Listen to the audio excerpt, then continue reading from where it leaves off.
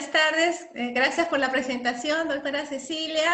Soy la doctora Yulfa Salazar, soy médico psiquiatra y estoy muy complacida de estar hoy día con ustedes para tratar un tema muy importante, que es la preparación para la muerte inminente y cuidados del final de la vida. Algo que aquí en el INEM trabajamos diariamente, que no es fácil, sobre todo en pediatría. Llegan las interconsultas por el área de solicitante, que es en este caso pediatría, donde nos piden preparar a una mamá para poder ayudarla a poder sobrellevar este proceso de la pérdida de su ser querido y más que todo de su querido hijo, ¿no? Entonces, voy a empezar con algunos conceptos importantes.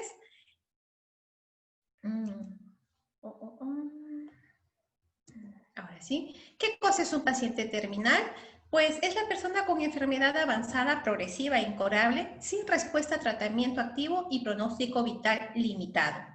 Esto se va a caracterizar principalmente por síntomas intensos que van a ser múltiples, multifactoriales y van a ser cambiantes, y esto va a ocasionar un impacto emocional en el paciente, en la familia y en el equipo de salud.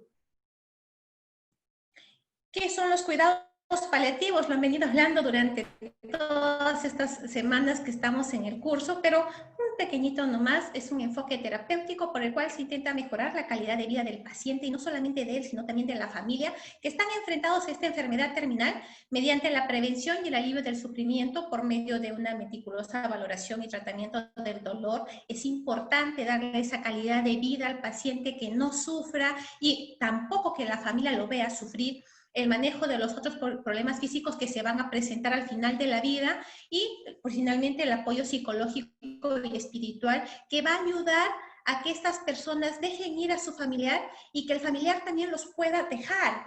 Muchas veces hay que decir a los papás que los dejen ir a sus hijos,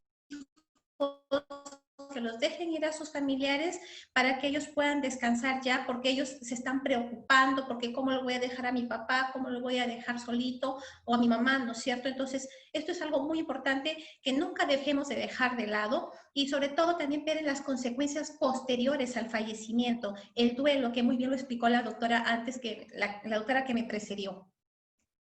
¿Y cuáles son los objetivos terapéuticos específicos? Pues lo principal en el paciente agónico es fomentar el confort, el bienestar del paciente, reducir el malestar emocional del paciente y de la familia, y permitir al paciente y a la familia la despedida y el cierre de la relación. Pero ¿saben qué? Yo voy a ir un poquitín más allá. También permitirle al profesional de la salud que se pueda despedir de ese paciente, porque quiera que no, estamos meses de meses con un niñito que está en la sala y pues lo vemos y no hay manera de no encariñarse, y entonces sabemos que se va a morir. Entonces también es muy bueno prepararnos para la despedida. Entonces, ¿cuál es la premisa de la atención? Pues buscar un equilibrio delicado entre mantener una presencia de los profesionales que van a sostener y dar seguridad al paciente y a la familia, para fomentar un entorno de privacidad e intimidad tanto del paciente como de la familia. Recordar que el proceso de morir no es fácil, y ver morir a tu familiar menos aún. Claro que el contexto actual del COVID-19 pues ha alejado a los familiares de sus pacientes. Hay muchos niños que ya son grandecitos y pues que ya no están con papá, con mamá, y entonces puede suceder en cualquier momento si estos niños no van bien. Entonces ahí nosotros llamamos a los papás y que quede un cuidador perenne con el niño, y hay que prepararlos para decirles que bueno, estamos en la etapa final.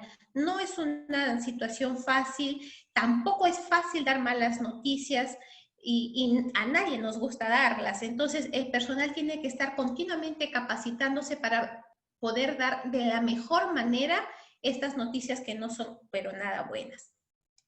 Entonces, ¿cuál es el abordaje terapéutico? El abordaje terapéutico dirigido al paciente, pues primero vamos a variar la conducta si está en la fase de sedación o no. Si el paciente está en fase de sedación, vamos a evitar estimularlo al paciente. Es decir, vamos a evitar estar tocándolo, vamos a evitar estar hablándolo, porque el paciente lo tenemos relajadito para que no sufra. Si está despierto nuestro paciente, vamos a evitar esas conversaciones en las cuales les podamos crear inquietudes evitar preguntarles a cada momento cómo se sienten, si algo les preocupa, evitar esas preguntas.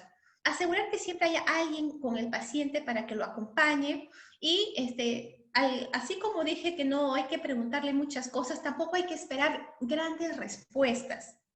El solo hecho de ver a nuestro paciente tranquilo, sin agitarse, ya nos puede dar una buena señal de que el paciente no está sufriendo. Y entonces es mejor no conversarle mucho porque él va a querer saber, doctora, ¿cómo estoy? ¿Me voy a morir pronto? ¿Voy a mejorar? Entonces, para no crear esas inquietudes, es mejor evitar mucha conversación con el paciente. Entonces, todo el entorno tiene que ser de tranquilidad, seguridad, que esa habitación esté aireada, con poca luz para que no lo moleste, no lo irrite. El contacto corporal como vía alternativa de comunicación es muy importante. A lo mejor el familiar solamente le cariña la frente, le cariña el cabello, le cariña las manos, y de esa manera está diciéndole, ¿sabes qué? Estoy aquí contigo, no estás solo.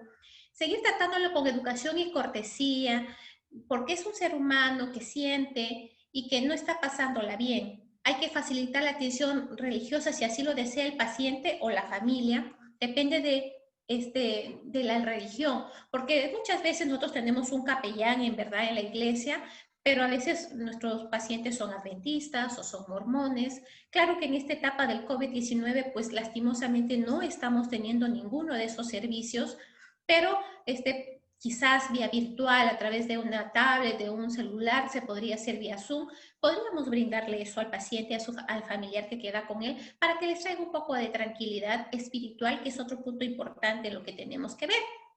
¿Qué otra cosa? Pues el abordaje dirigido hacia la familia. Hay que informar a las familias acerca del proceso de la agonía y de la muerte. Nunca, es muy probable que estos pacientes sea la primera vez que tengan un familiar delicado, y entonces hay que enseñarles qué es lo que puede sobrevenir, ¿no? Si está en coma, cómo sabemos que está en coma, si hay secreciones, qué hacer con las secreciones, si hay apneas, qué es lo que tienen que estar preparados para hacer, ¿no? Y hay que inocularlos contra el estrés, porque el paciente ve que su paciente se está asfixiando, perdón, el familiar ve que el paciente se está asfixiando y se va a asustar, va a entrar en pánico, en ansiedad, y lo están dejando a mi familiar morir, no hacen nada por salvarle la vida, y para eso hay que informarle pues que está en proceso de agonía, que ya no hay marcha atrás, que no se puede hacer nada más y que vamos a tratar de que sufra lo menos posible. Para eso tenemos que detectar los temores y reestructurar ideas irracionales sobre el proceso. No es que lo estemos dejando morir al paciente, es que ya no podemos hacer humanamente nada por ese paciente, ¿no es cierto? Y entonces, si hay un solo cuidador, hay que ver la posibilidad de llamar a otra persona de confianza para que lo acompañe durante este proceso, porque es difícil ver fallecer a un familiar. Sentir el último resfrío, la última bocanada, es a veces muy traumático y en ciertas personas puede quedarse marcado, y pues hacemos duelos patológicos o estrés postraumático porque recuerdan el momento en que falleció su familiar y tenemos que estar pendiente de eso. Entonces, hay que permitir sin forzar acceso a los miembros de la familia que quieran estar presentes, pero nuevamente digo, en el contexto del COVID-19 no lo podemos hacer. En este momento están las visitas muy restringidas y lo que sí les podríamos ofrecer es que a través de videollamadas podrían hacer eso. ¿Qué otra cosa más? Como bien lo ha mencionado la doctora anterior, en el caso de los niños hay que dar pautas a los adultos de comunicarse con ellos acerca de la situación. Hay que inocularlos contra el estrés antes de la visita. Decirles, mira, quizás es tu mamá la mamá que está enfermita, o el papá que está enfermito, y decirle, mira, el papito está un poco delicado, está con unos tubitos que es para que él pueda respirar, no te asustes, él te quiere mucho, él te está esperando, y vamos a conversar con él un ratito. Vamos a ir preparándolo suavemente, ¿no? Entonces, se les debe explicar para qué. Para poder encontrar una manera de que ellos sepan cómo actuar frente a su familiar cuando lo vean así, malito. Entonces, conviene elegir un interlocutor de confianza y que tenga la capacidad de contener emocionalmente al niño si es que al ver a su mamá se desespera, llora, grita, ¿me entienden? Mientras más grandecito es el niño, podemos tener esas reacciones de agitación psicomotriz al ver a su mamá en ese estado. Y entonces tiene que haber una persona que pueda contener al niño. Podría haber también en ese momento un psicólogo para poder brindar auxilio psicológico de darse una crisis. Entonces hay que facilitar el acercamiento a los miembros que desean estar ahí, pero que a lo mejor se ponen muy nerviosos cuando ven a una persona enferma, cuando ven a una persona que está conectada a los tubitos. Entonces hay que tener ese cuidado. No restringir las visitas siempre y cuando el entorno se mantenga tranquilo. Quiere decir que si tenemos familiares que lloran mucho, que se desmayan, pues no es conveniente porque el paciente se va a sentir mal por sus familiares. Entonces, tratar de que el ambiente sea tranquilo y asegurar la privacidad del familiar con sus seres, del familiar con el ser querido que está a punto de fallecer. Es muy importante asegurar su privacidad. ¿Qué otra cosa más? Pues hay que favorecer la ventilación emocional, que haya un espacio de intimidad fuera de la habitación del paciente. Gracias a Dios, en el INEM hay ambientes, hay pasadizos amplios donde el familiar se puede estar con los otros amigos o familiares que vengan a ver. Actualmente, por la situación del COVID, no se da.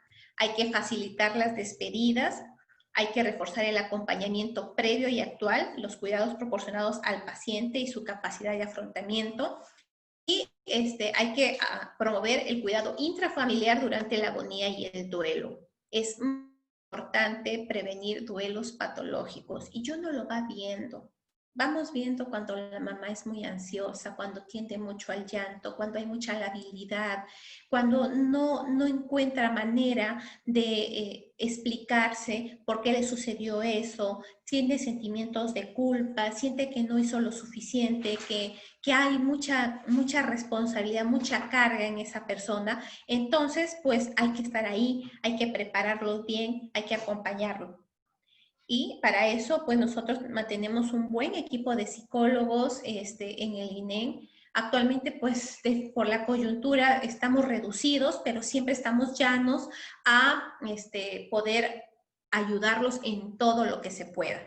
¿Ya? Hay que ofrecer un seguimiento del duelo si procede. Nosotros en el INEM brindamos atención a los familiares después que fallece el paciente de ser necesario. Cuando se produzca el fallecimiento, hay que permitir un tiempo de despedida en la habitación antes de trasladar el cuerpo. Eso es lo ideal. Actualmente, en esta etapa, no se puede debido a que tenemos las medidas restrictivas por el COVID y hay protocolos para preservar el cuerpo y evitar el contagio masivo. Y entonces, esto era lo último que yo quería abordar con ustedes, que era la necesidad de despedirse. El paciente suele desear despedirse, dar sus últimas instrucciones, hacer la paz con aquellas personas que pues tuvieron conflictos, diferencias en su vida, y eso hace que tomen su tiempo y a veces no lo pueden hacer satisfactoriamente, se pueden retrasar demasiado y pues al final quizás el paciente ya está muy débil o hay trastornos cognitivos inducidos o que se presenten debido a la evolución orgánica del fracaso multiorgánico. Entonces, es mucho más difícil despedirse de aquellos que tuvieron una relación conflictiva. Entonces, muchas veces quieren aclarar las cosas, quieren atar cabos para poder decir adiós.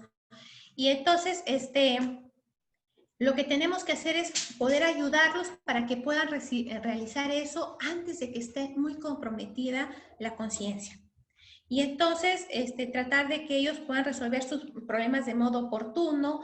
Hay que ayudarles a que a lo mejor asesorarles un poquito. Cuando te dicen, doctora, sabe que yo tuve problemas con mi hermano, hace 5 años que no me hablo con él, yo quiero reconciliarme, yo quiero pedirle perdón, no sé cómo hacerlo, quizás orientarlos, quizás fomentar el acercamiento con esa hermana y entonces se pueda dar lo que él anhelaba desde hace mucho tiempo, ¿me entiende? Y otra cosa es la atención a la despedida del miembro del equipo, de las enfermeras, de los médicos, de los psicólogos, porque a veces son meses que los estamos viendo, quizás años que estamos acompañándolos en este proceso de su enfermedad y no es fácil, Dios.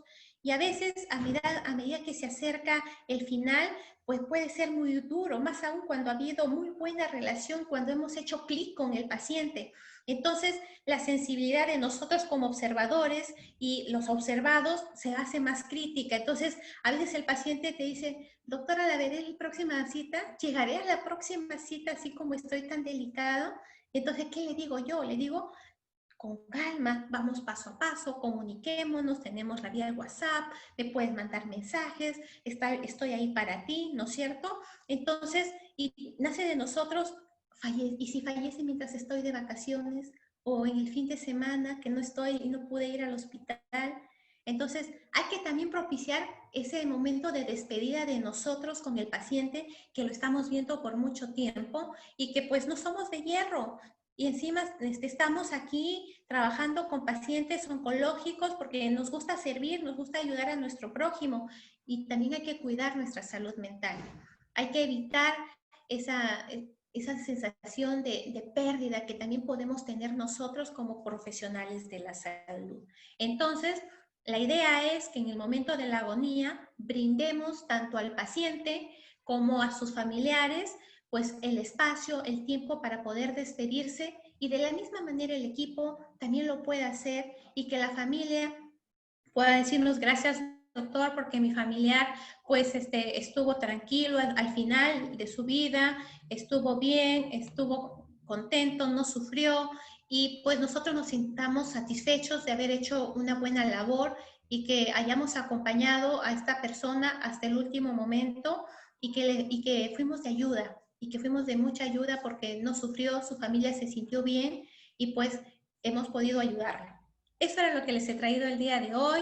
Ojalá les haya gustado. Estoy a su disposición, siempre tratando de ayudar a mejorar, a que todo esto cada vez nosotros podamos afrontar mejor este problema de comunicación que a veces tenemos con los pacientes y podamos, sobre todo, darle calidad de vida a nuestro paciente hasta el último momento. Muchas gracias. Gracias, doctora Yurfa, por su excelente exposición. Vamos a responder algunas preguntas. A ver, hay una pregunta para la doctora Carolina Estrada.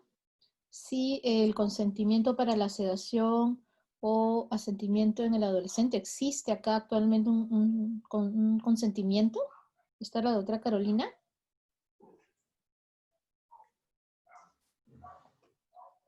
Creo que no está conectada ahorita. Sino para la doctora Carito. Acá le preguntan sobre los abordajes en base al duelo por la pérdida de un ser querido, ¿cómo sugiere abordar cuando el niño y el adolescente es el que ya está en una etapa terminal de una enfermedad, ¿no? ¿Cuál es el abordaje que se hace? Es una muy buena pregunta, porque en realidad es lo que vemos día a día en nuestro servicio. El concepto que debemos de tener es que tanto el niño como el adolescente, por más que ellos no expresen que saben cómo es su proceso de enfermedad, ellos lo saben, porque a medida que el niño va avanzando en la progresión, va notando cambios en su cuerpo. En el caso, por ejemplo, siendo un ejemplo, ¿no? Una leucemia, pues va a notar que hay mayor edema, va a notar presencia de quimosis.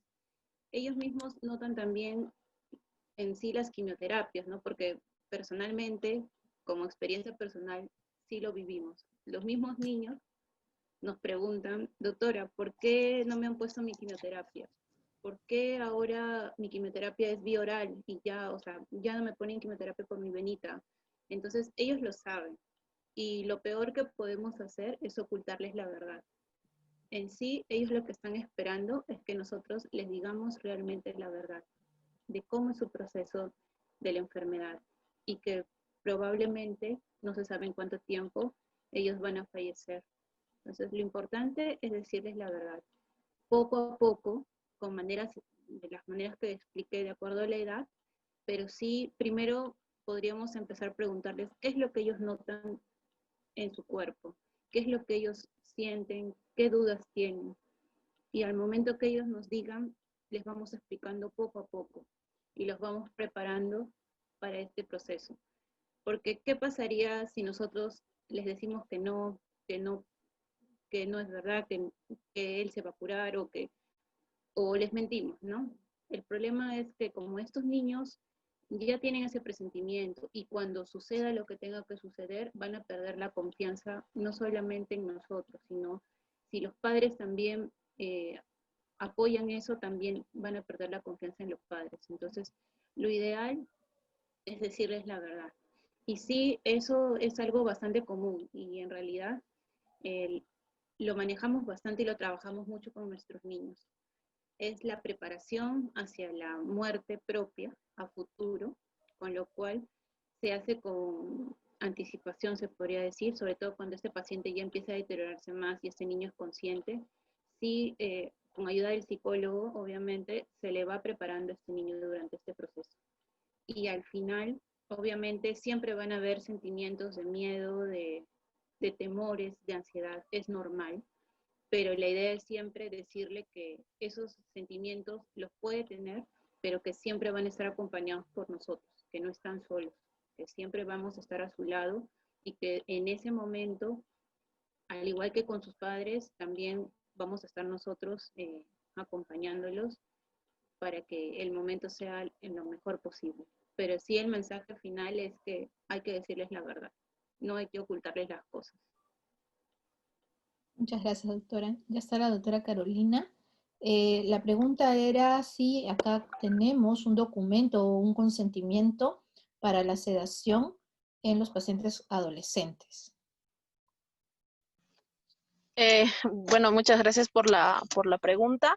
Realmente no existe un formato de consentimiento de sedación.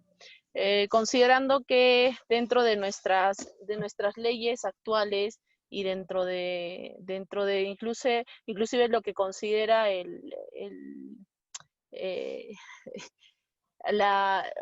se me ha ido, el reglamento de ética que tenemos en el colegio médico, no tenemos ningún protocolo. Sin embargo, lo importante es que tengamos que siempre que registrar la posibilidad de una sedación paliativa en los pacientes, ¿no? Eso se registra en la historia clínica. No existe un formato ya establecido. Algunos formatos los hacemos nosotros en función a los formatos que ya conocemos, pero no existe uno establecido. Muchas gracias. Doctora Yurfa, bueno, definitivamente el momento del final es un poco complicado y difícil, y preguntan si ahora en la pandemia ustedes tienen algunos protocolos ya establecidos para el ingreso de familiares o cómo están manejando actualmente esta situación. La verdad es que el ingreso de pacientes lo maneja el servicio que lo necesita, porque esto no solamente es para pediatría, sino en todo el hospital, y dejan ingresar a uno en uno para que se puedan despedir del paciente, pero no se juntan familiares. Es decir, en el momento que vemos que el paciente está en agonía, empieza a subir los familiares más cercanos, o sea, papás, hermanos, o esposa, hijos, ¿no? Y dejan entrar de uno en uno bajo mucha medida de seguridad, pero no existe un protocolo. Muchas veces fallece el paciente en la madrugada, porque mayormente esa hora es cuando fallecen los pacientes, no lo sé por qué, pero mayormente, y ya debido al protocolo de COVID, ustedes saben que inmediatamente el paciente es puesto en las bolsas para proteger. Y muchas veces han reclamado los pacientes porque quieren despedirse de su familiar, porque es costumbre en el Perú despedirse, abrazarlo, cambiarlo. En estos momentos no se puede. Si se da la oportunidad de poder verlo unos minutos antes del fallecimiento, es en ese momento que se podría despedir. Pero después el paciente fallece y ya no tiene contacto con el familiar. Ya solamente ellos están esperando hacer los trámites y se les entregue el cuerpo ya embolsado. Eso es lo que se está haciendo en el INEM en el momento. Entonces nosotros estamos llanos al llamado de cualquier servicio y si se presenta alguna crisis debido a la pérdida y que no pudieron despedirse, nosotros vamos y prestamos la ayuda psicológica Contamos con un psicólogo tanto en el turno de la mañana y otro en el turno de la tarde. Normalmente eran 11 psicólogos y éramos 2 psiquiatras, pero actualmente solamente contamos con uno en la mañana y uno en la tarde, pero están los chicos muy prestos, los psicólogos son maravillosos y ellos vuelan a donde los llamen, parecen flash, para poder apoyar donde nos necesiten. Pero eso es lo que estamos haciendo actualmente en el contexto COVID-19. Cuando no hay COVID, pues sí se permite el ingreso de los familiares directos a que se despidan y pues se les acompaña en el momento si es necesario. Yo tengo una consulta, doctora Yurfa. ¿Cuánto tiempo es que siguen el duelo posterior a la muerte a los familiares? Normalmente son 1 o 2 sesiones. Luego se los deriva a los centros de salud mental comunitario que tenemos en los distintos distritos de Lima. Actualmente acá en Lima hay más de 80 centros de salud mental comunitario en los distintos distritos y a nivel nacional hay 153. Entonces, a solicitud de los familiares se contactan con el psicólogo que los ha estado siguiendo y se les hace 1 o 2 charlas, pero saben que eso ya no cuenta para el sistema de información CICINEM, sino que es como un plus que damos en el servicio y que les permitimos a los familiares atenderse. Muchas gracias, doctora. No sé si hay alguna otra pregunta.